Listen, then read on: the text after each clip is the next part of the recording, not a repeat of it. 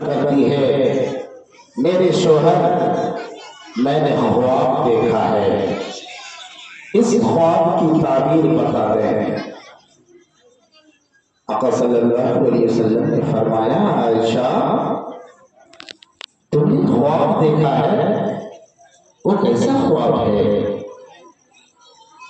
माँ आयशा रज़ियल्लाहु ताला अन्हा फरमाती है, मेरे शोहर रात गुजर जाती है, मैं बिस्तर पर तशरीफ फरमा हूं, सो रही हूं, आसमान से एक सितारा टूटता है, आसमान से एक चांद टूटता है और मेरी गोद में आकर गिरता है। माँ आयशा रज़ियल्लाहु ताला फरमाती है, ऐ मेरे शोहर आसमान से एक चांद उतरता है, फिर वो चांद मेरे गोद में गिरता है। आका सल्लल्लाहु अलैहि वसल्लम ने फरमाया, आयशा तुमने ऐसा ख्वाब देखा है? माँ आयशा रज़ियल्लाहु ताला अन्हा फरमाती है, मेरे शोहर मैंने तीसरी दफे ख्वाब देखा, मैंने तीसरी दफे ख्वाब देखा, आसमान से चांद उतरता है और वो चांद मेरे गोद में आकर गिरता है।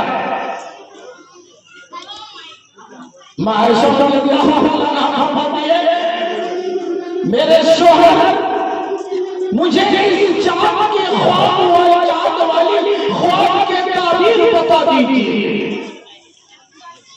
आका सल्लल्लाहु अलैहि वसल्लम ने फरमाया, ऐ आयशा मेरी प्यारी बीवी, मैं अल्लाह के हुक्म के बगैर अपनी ज़बान को हरकत भी नहीं देता। ऐ आयशा मैं अपने रब के इजाजत के बगैर अपने होठों को खोलता भी नहीं। मैं ख्वाब की ताबीर कैसे बताऊं?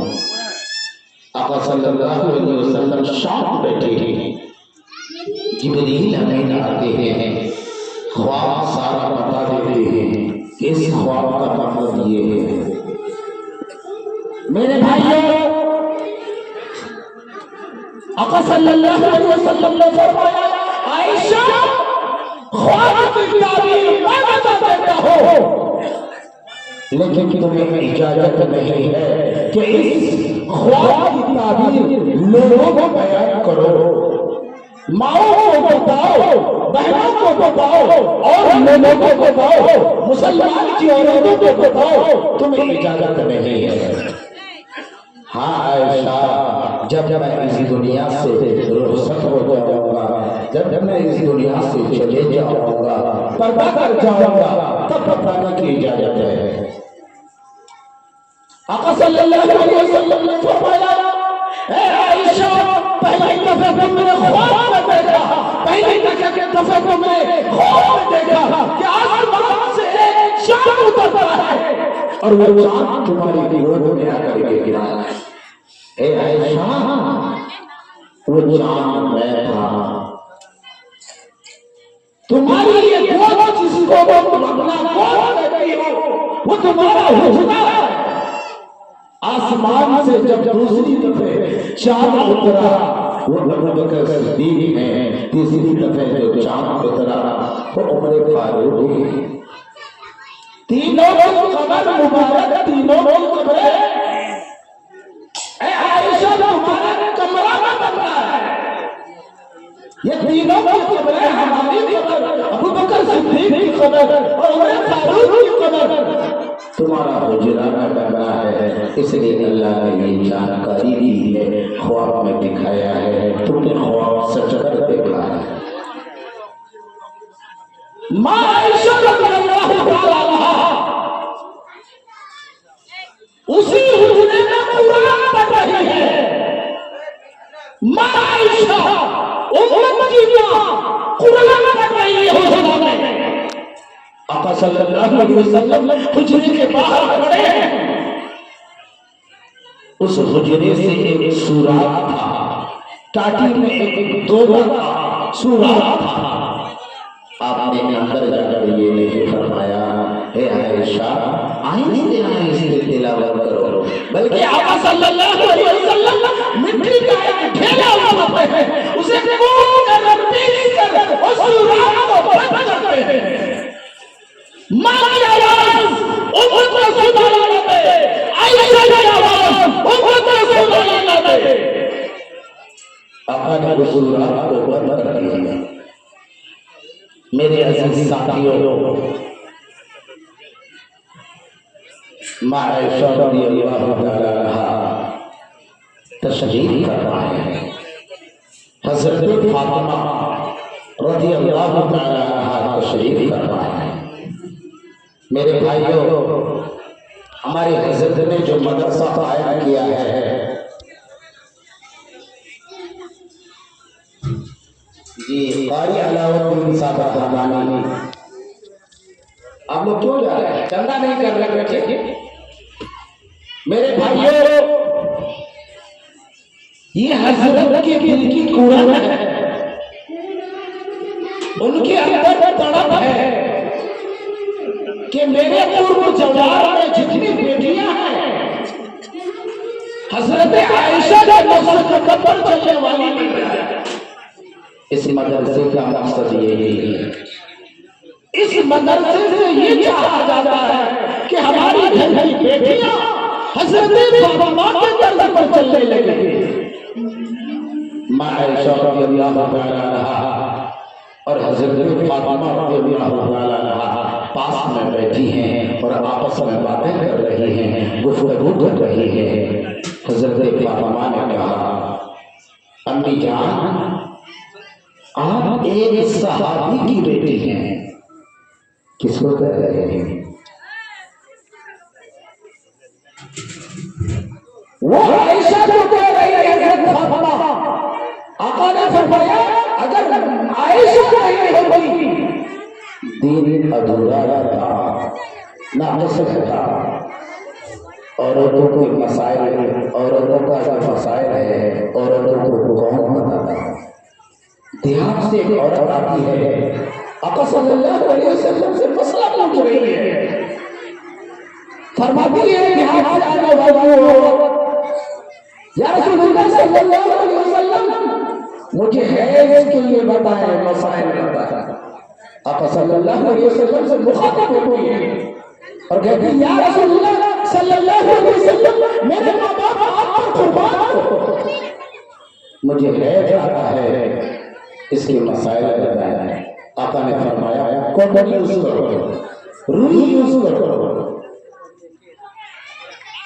वो ध्यान से आने वाली औरत फरमाती है, या रसूलुल्लाह सल्लल्लाहु अलैहि वसल्लम मेरे माँ बाप आप पर कुर्बान हो। उबल उबल कर आते हैं। आका सल्लल्लाहु अलैहि वसल्लम ने अपनी बीवियों को आवाज दी, ए फला फला फला कहां हो, आओ मेरे पास आओ। इन माओ इन बेटी को लेकर हज़रत आयशा के पास लेके जाओ। हज़रत आयशा के पास लिया, लेके पहुंचे और सारा मसाइल हैज़ का बताया, कैसे क्या करना है, कैसे पाकी करना है, इस्तेमाल कैसे करना है, सारा बता दिया। आका फरमाते हैं कि आयशा अगर इस दीन में मौजूद नहीं होती, दीन नाक़िस रहता, अधूरा रहता। बिलाखिर हज़रत फातिमा रज़ियल्लाहु तआला अन्हा, हज़रत आयशा रज़ियल्लाहु तआला अन्हा आपस में मां बेटी बातें कर रही है। हज़रत फातिमा ने कहा, अम्मी जान, आप एक सहाबी की बीवी हैं, आप एक सहाबी की बीवी हैं, मैं एक पैगंबर की बेटी हूँ। आप सहाबी की बेटी हैं, मैं पैगंबर की बेटी हूँ। मेरा अब्बा जान नबी है, आपका अब्बा जान नबी के गुलाम है। अम्मी जान, आप दर्जे मकाम में हमसे कम है। कौन फरमा रहे हैं? हज़रत फातिमा रज़ियल्लाहु तआला अन्हा आप फरमाती हैं कि आप हमसे, यानी हज़रत फातिमा से हज़रत फातिमा ने कही है हमसे दर्जे में कम है, क्योंकि मैं एक पैगंबर की बेटी हूँ। आप मेरे से मुझसे दर्जे में आप कम हैं, क्योंकि आप सहाबी की बेटी हैं, मैं अफजल हूँ, मैं नबी की बेटी हूँ। माँ आयशा रज़ियल्लाहु अन्हा कितनी ज़हीन है।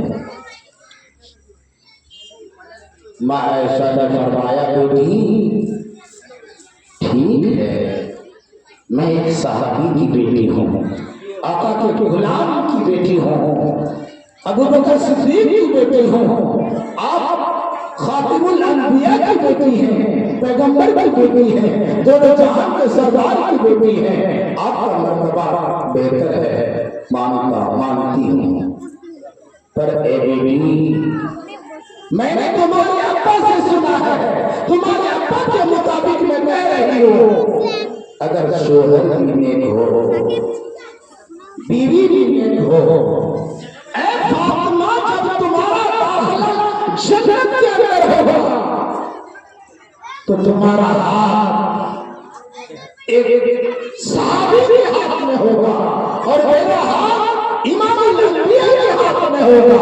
ऐ बेटी ये रिश्ते दोनों दुनिया में है, मरने के बाद शोहर और बीवी ही साथ में रहेंगे। मेरे भाइयों, आज हमारे माशरे की एक बुराई है, बुराई ये है जब आदमी अपने बेटे की शादी करता है,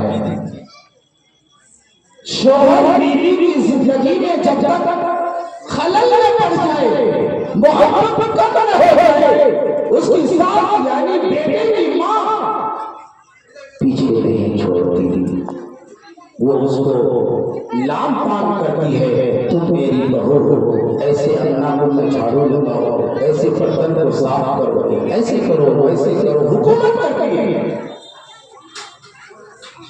कुरान और हदीस में ऐसा नहीं है मेरे भाइयों। अल्लाह तबारक व तआला ने आदम अलैहिस्सलाम को जन्नत से दुनिया में भेजा तो मियां बीवी थे, हस्बैंड वाइफ, शौहर पति पत्नी, शौहर बीवी, दुनिया में उतारा गया, माँ बाप नहीं उतारा, दुनिया में जो भेजा गया औरत यानी शौहर और उनकी बीवी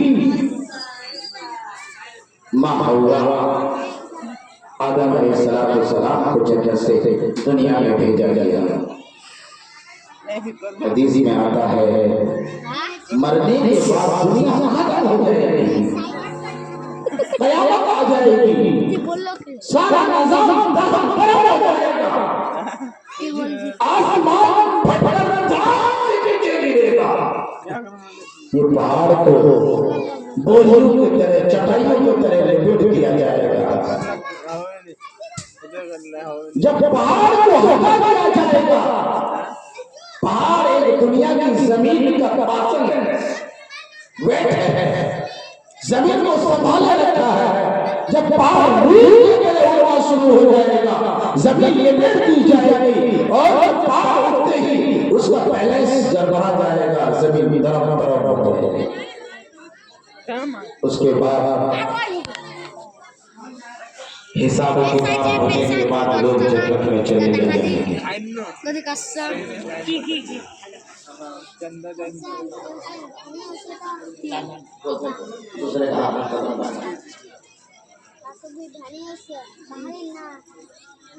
मैं अर्ज कर रहा था कि इस दुनिया से जब सारे लोग रुखसत हो जाएंगे, जन्नत में चले जाएंगे, जन्नत के अंदर माँ और बेटा नहीं होगा, मुलाकातें होगी, वो अलग बात है। साथ गुजारने के लिए मियां और बीवी की जरूरत पड़ेगी जन्नत में। वो मेरी बहनें जन्नत के अंदर हूर से अफजल बनेगी, खूबसूरत दुनिया की औरत रहेगी। वहां पर सास और बहू या माँ बेटा, माँ बेटी जन्नत के अंदर नहीं रहेगी। जन्नत के अंदर अगर रहेगी शोहर और बीवी रहेगी। वो और सी बात है, बाप जन्नत का दरवाजा है, बाप का अलग मकाम है, माँ पूरी जन्नत है, उसका अलग मकाम है। लेकिन जन्नत के अंदर जब दाखिला हो जाएगा, जन्नत के अंदर एंट्री हो जाएगा, शोहर और बीवी साथ रहेंगे, माँ बाप नहीं रहेंगे। इसलिए इस मुकद्दस रिश्ते को हमें और आपको बरकरार रखना है। तो मैं अर्ज कर रहा था, हज़रत फातिमा ने कहा, अम्मी जान मेरा मर्तबा ऊंचा है, अम्मी जान मैं आला हूँ, मैं अफजल हूँ, मैं पैगंबर की बेटी हूँ। माँ आयशा रज़ियल्लाहु अन्हा ने फरमाया, ए फातिमा, जन्नत के अंदर जब दाखिला होगा, शोहर भी नेक हो, बीवी भी नेक हो, जन्नत के अंदर जब दाखिला होगा, ए फातिमा, मैंने तुम्हारे अब्बा से सुना है कि तुम्हारा हाथ अली मुर्तजा के हाथ में होगा, मेरा हाथ इमामुल अंबिया के हाथ में होगा, इसलिए जन्नत के अंदर मैं अफजल रहूंगी। माँ आयशा रज़ियल्लाहु अन्हा तशरीफ फरमाए, आका सल्लल्लाहु अलैहि वसल्लम गर्मी के मौसम में आसमान की तरफ देखना शुरू कर दिया। माँ आयशा रज़ियल्लाहु अन्हा इरशाद फरमाती है, ए मेरे शोहर, आसमान में जितने सितारे हैं, दुनिया में कोई ऐसा बंदा है उन सितारों के बराबर उसकी नेकियां हो। आका सल्लल्लाहु अलैहि वसल्लम ने फरमाया, आयशा, उम्र फारूक की तमाम जिंदगी की नेकियां उन सितारों से भी अफजल होगी। माँ आयशा रज़ियल्लाहु अन्हा ने फरमाया, ऐ मेरे शोहर, इन सितारों से भी अफजल उम्र फारूक की नेकियां है। ऐ मेरे शोहर, मेरा अब्बा यानी अबू बकर सिद्दीक की नेकियां। आका ने फरमाया, ए आयशा, अबू बकर सिद्दीक की हिजरत वाली एक रात एक दिन एक तरफ और उम्र फारूक सारी उम्र की नेकियां आई तरफ। मेरे अजीज साथियों, कौन अबू बकर सिद्दीक? वो अबू बकर सिद्दीक, वो अबू बकर सिद्दीक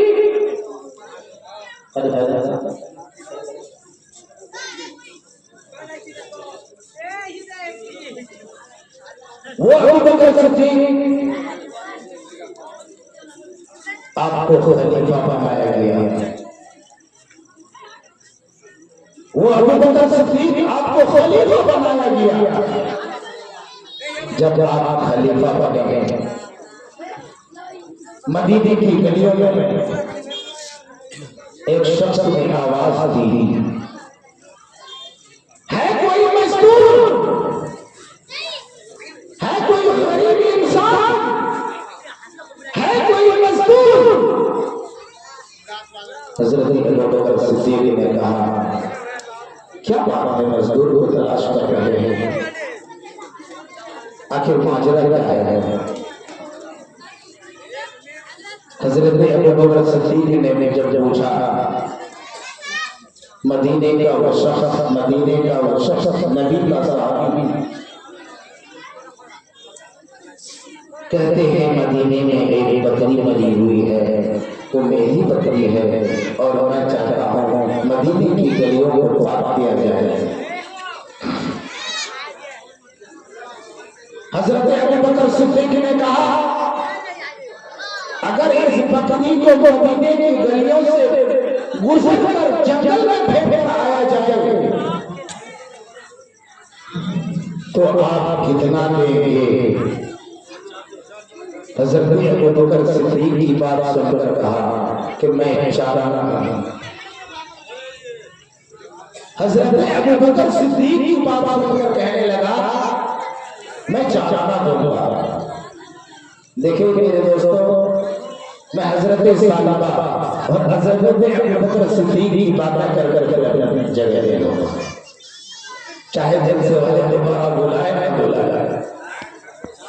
मेरे भाइयों, हज़रत अबू बकर सिद्दीक ने कहा कि मैं इस जंगल से बाहर आपकी बकरी को फेंक कर आऊंगा, मुझे दोगे कितना? काफी चारा ने दूंगा। काफी भी है। हज़रत अबू बकर सिद्दीक ने बकरी को मुर्दार बकरी को कंधे पे उठाकर चलने लगे।